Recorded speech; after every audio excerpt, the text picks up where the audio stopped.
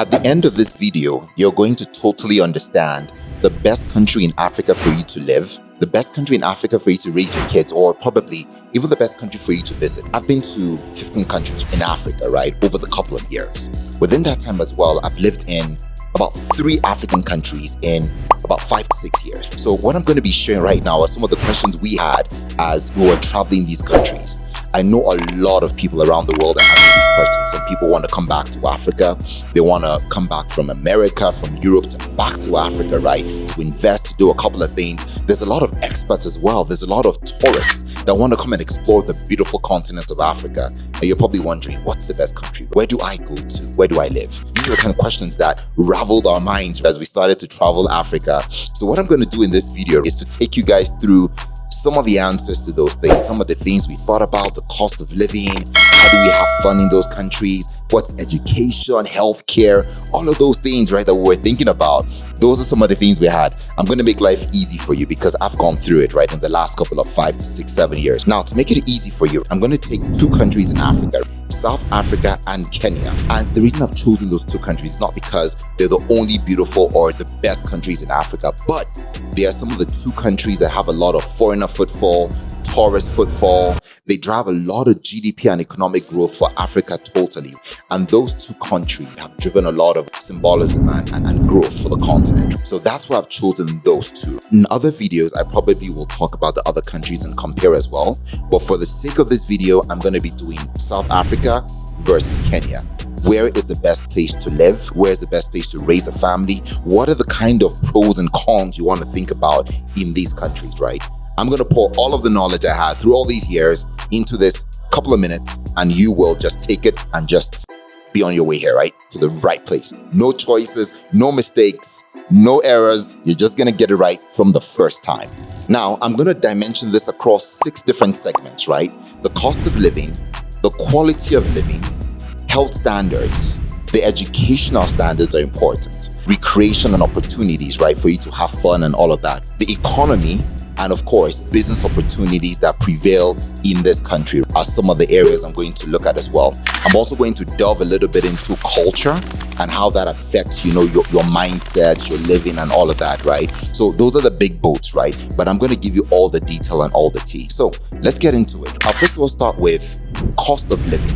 When we're moving to these countries, we wanted to be careful as well that we had enough, right, to live in those countries, right? And we could also save. You could still go on and live. You didn't want to move to a country and blow all your funds, right? So you wanted to be able to live, still be able to afford a really great life, but still be able to save something back there. So cost of living was key. When I compare both countries, in South Africa, I find that the biggest thing that drives a lot of cost in salaries or in money or income generally is your accommodation. Housing in South Africa, I felt you could get a lot of good quality for houses. You could get really good houses at really affordable prices or accessible prices that you could reach for. A 3-bedroom would probably, at that point, the 3-bedroom in South Africa would cost you probably cheaper than a 3-bedroom in Kenya in a similar sort of area. So the cost of living in South Africa, I found with accommodation was a lot better, right? A lot cheaper. When it came to food, I found food in South Africa almost parity, but maybe slightly cheaper than Kenya. And it depends on what you're buying. If you are buying like processed foods, milk, yogurt, minced meat, all of those things, right? I found them cheaper. Processed foods in South Africa are so much cheaper than they are in Kenya. I mean, cereals, all of that. As a matter of fact, when we were coming to Kenya, we almost were saying, oh my goodness, let's buy a lot of cereal. Let's buy a lot of these processed things and live in Kenya with it for a while, right? But we found it very much cheaper in South Africa. But when it comes to fresh food, right? Fresh food, grains, rice, beans, those things we found more affordable in Kenya. Kenya has a lot of farmland. There's a lot of production and farming that goes in here. So you're really getting really great quality of food. And the kind of food you get in Kenya is, it's not necessarily GMO centric, right? In South Africa, there's a lot of genetically modified crops. So you're eating that stuff and it's great, but you don't get the real flavor. But in Kenya, the food was affordable, it was rich, you could taste the quality of the potatoes, it was amazing, you know? So when I think about it, right, accommodation, food, electricity and water, in terms of that, I find out that in Kenya, the cost of electricity is higher than South Africa, but you get it more consistently.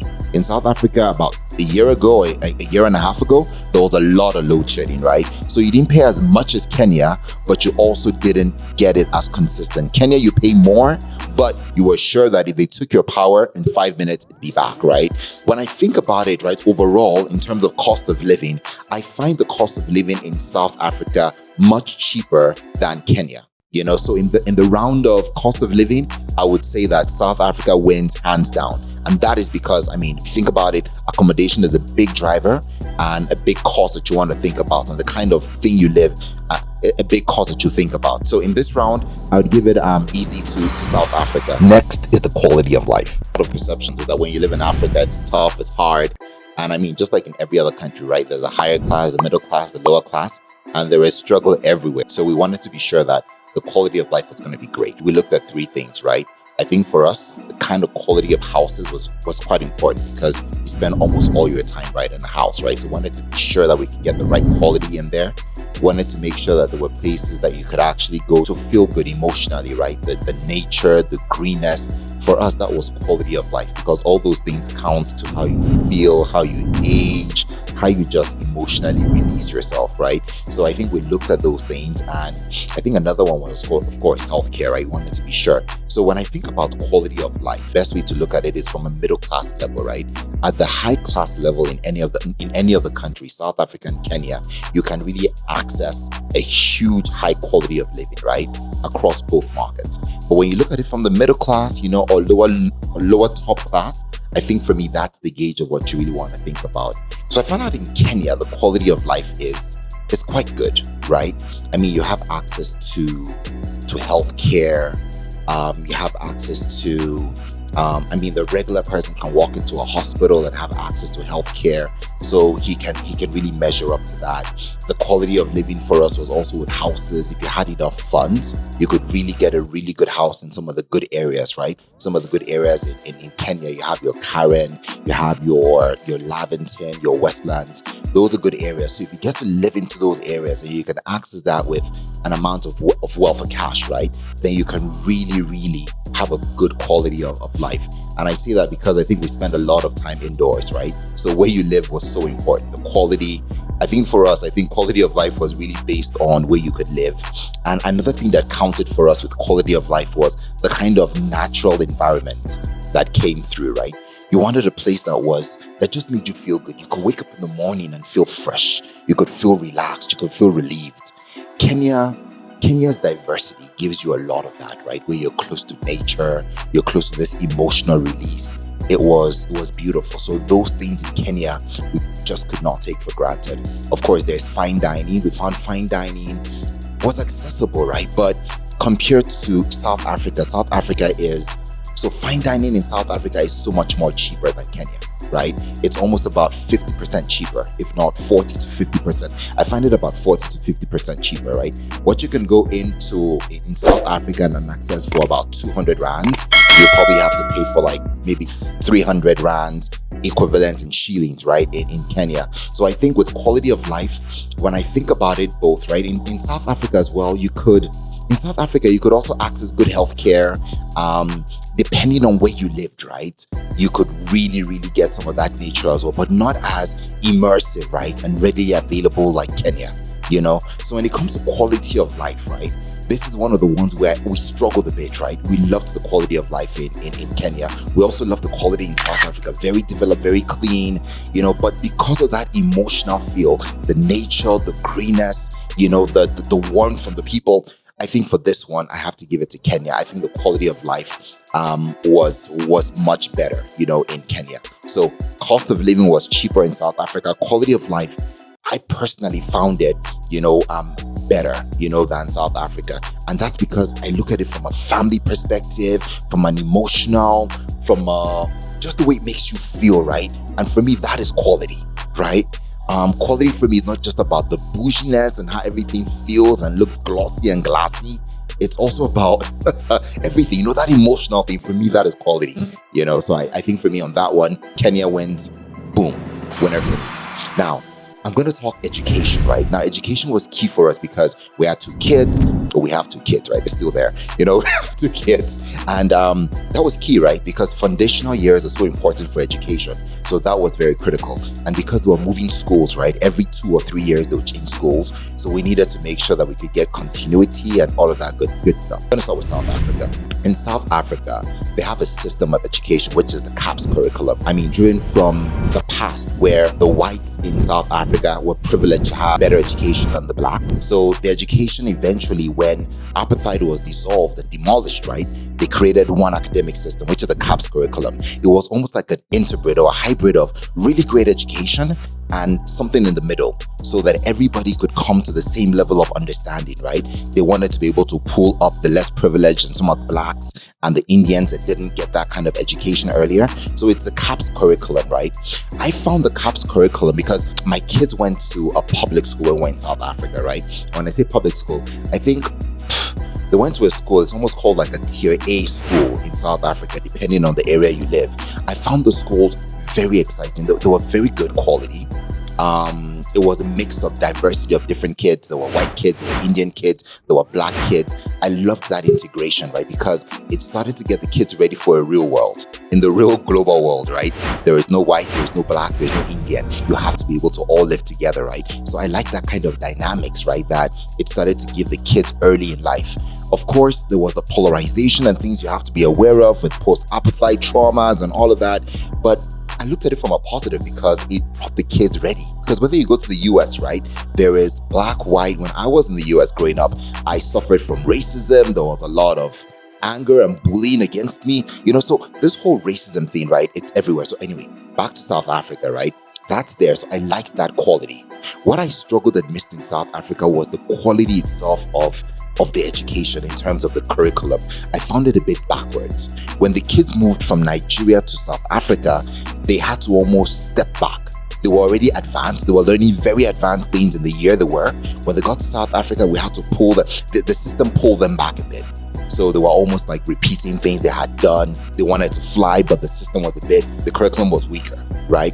So what I liked about South Africa was there's the benefit of the kids, when they're early in life, they get this creative play. They don't bother so much about the curriculum and the hard education. They really want you to have creative play. If you look at the curriculum, there's a lot of playtime.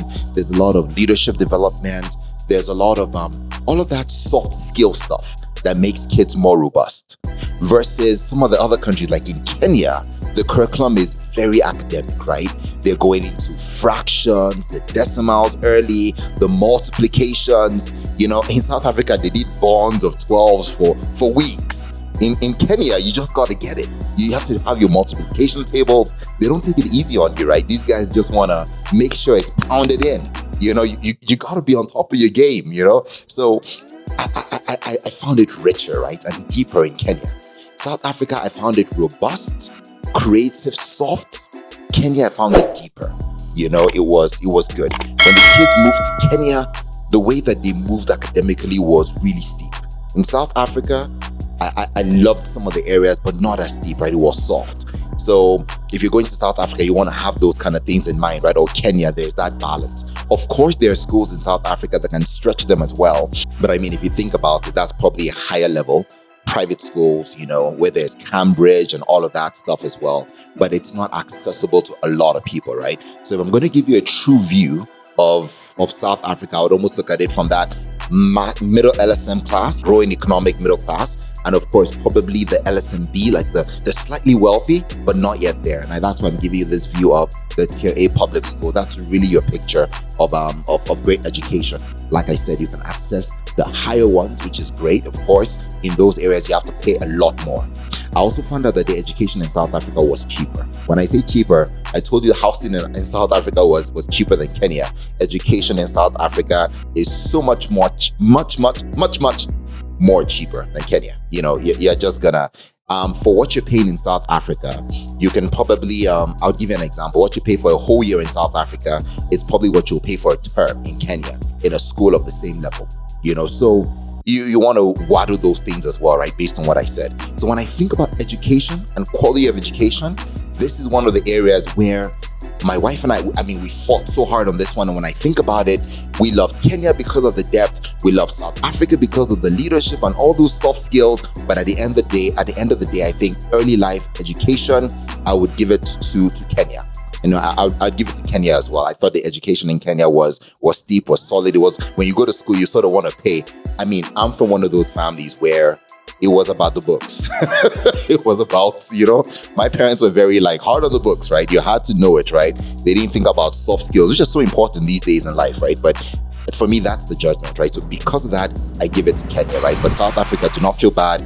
Great stuff, great depth, but I think that just that steepness was what I missed out there. Now, that takes us into the area of recreation, fun, and all those kind of good things you could do, right? Now, foreigners are always coming to Kenya and South Africa, right? So it's two of the countries that people want to visit, right? What are the fun things to do in this country? When you think about Kenya, Kenya's got the only country in the world that has a national park in the city. I mean, you're driving on the roads in Kenya and you can virtually look into the national park. It's amazing. You can be in the national park and you're looking at the skyline of these top buildings in Nairobi CBD. It's almost like you're in the forest, you're in the jungle, but you're out there. It's like you're Mombasa, but you're not, you know? So it's really good. That richness you could get in Nairobi. Nairobi also had museums and things you wanted to tap into culture. You could go to the Karen Center. You could learn about the past. You could learn about colonialization. You could talk about the tribes. So Kenya also had a lot of those historic museums that you could walk into, right? Which I found interesting as well. That was really, really good, you know, in Kenya. So there are things to do. The nightlife in Kenya is out of this world. You know, it's like people live from Mondays to Thursdays just to make Friday happen. You know, Friday is like the reason to live, you know? So nightlife is amazing here, right? It's not even like, it's not like a bad thing to go for nightlife, where it's like the culture. If you don't go out on a Friday, then you just are not sort of Kenyan, right? So I think the nightlife was really good. And there's a level of nightlife for everybody. Whether you are rich, you're in the middle, you are not earning so much, there's a space that you can fit in, you know? I see some clubs in other countries, right? You can't tap into a good quality of club lifestyle or a good night on Friday if you don't have enough wealth or enough money. In Kenya, I found out that there is a space for everybody. You're going out to your top club up there, those guys are going to theirs, right? It's really, really good. Now, if I switch over to South Africa, I'm talking about recreation. I find South Africa a blend of everything. South Africa is such a rich country that you go to Eastern Cape, you go to Western Cape, you go to Gauteng, you go to KZN, it's everything. There are beaches in KZN, there are beaches in Cape Town. In Gauteng, you get all of the tourist parks. Maybe not as close to you, like not like Walt Disney, but there is the tourist parks you can go to. There is the carnivals. There's a lot of attention, right, and stuff you can do in Joburg. So much to see. There are high-rise buildings you can go. You can see the top. You can go to Soweto, which is like some of the cultural areas where Mandela was raised, where a lot of great leaders and great African leaders, you know, were born and raised. So there's a lot to do in South Africa. I find out that after I lived for 1 year in Kenya, I felt I had done everything, right? But I had lived for like 4 years, 5 years in South Africa, and I still felt there was a lot more to do. You know, there was just so much. You go to Cape Town, there was a lot. There was the garden route, there's wineries, there's farms, there's just a lot. There's the beach that just looks like the one in Florida and Tampa. South Africa is beautiful. This is one of the areas where, hands down, I would say South Africa beats Kenya flawlessly, right? With easily, right? I'll doff my hat for that. The nightlife in South Africa is also not so bad. The house music and the unique music and the people, the unique way of dancing. If you go to South Africa, you just want to dance like you're from the US and all that. It just doesn't work. There's just a unique dance style in South Africa. You suddenly watch and they're like, boom, it's a whole different move, you know? So it's exciting, you know? So I think when it comes to recreation and fun things you can do, South Africa is amazing. You know, that's the place. If that's what you're looking for, Don't even go to Nairobi. Just go straight to Joburg, Cape Town, or Durban, right? Okay, guys. So with this one, right, I think Africa is an amazing place to live. A lot of friends, a lot of colleagues I have moved from the US, from Europe, coming to Africa because you earn a little bit of dollars in the West and you can live like kings right here, right? If you are African, right, and you've gone abroad, you have a huge opportunity to come back because the quality of life you can live here is amazing and you're spoiled for choice. Whether it's South Africa, whether it's Kenya, I think a lot of people that are living in Africa, they want to go back to their home countries. I see a Nigerian that says, you know what, I want to go back home to Nigeria. I see a Kenyan that says, I want to go back home to Kenya because a Kenyan living in the US is what I mean, right? Or a Kenyan living in Europe or in the UK. I think we need to come to a level where you just want to come to Africa. It doesn't matter where you're going. You could be a Kenyan and you're going to South Africa because you think you want to come back home, but South Africa is the place. You might be a South African and you say, you know what, I want to go to Kenya. Africa is flat. If you get the right documentation, you can live a really good quality of life in any of these countries. Those are my views. If you think you have other views that you think feel free to drop a comment in the chat. Let us know. Your views might be different. You might have a different opinion, on why this might be. And it might help somebody else that is reading the chat right there to say, maybe that's a different opinion, right? Maybe you're looking at it from a single person. You're looking at it from an area of a religious view. Drop it in the chat. Let us know. Your views might be different, but I think these views have been very robust based on my years in Africa and every single thing that you would need to know. So yeah, I would say, hey, Africa continues to rise and Africa is rising. This is the land where we gotta be. So I'll see you guys in the next video. So just check out the next video. I'll see you guys in the next video and let's continue to build the continent together. Africa is rising and Africa can rise.